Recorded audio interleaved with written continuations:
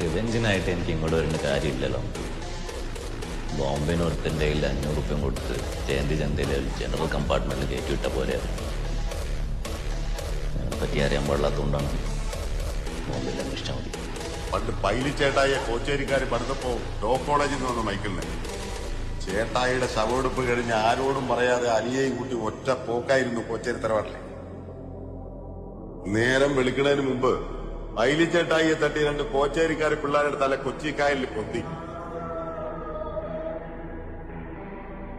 പണിയും കഴിഞ്ഞ് ചോരയെ കുളിച്ച് അപ്പന്റെ മുമ്പിൽ വന്നിരിക്കുന്ന മൈക്കിളിനെ എനിക്ക് ഇപ്പോഴും നല്ല ഓർമ്മ ഉണ്ടോടാ മക്കളെ. ആ മൈക്കിളിനെ കണ്ടിരുന്നില്ലേ നീയൊന്നും വായ ഉറപ്പില്ലായിരുന്നു.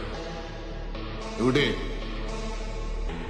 ബോംബെക്കാർ ജാവോ എന്ന് പറയാം.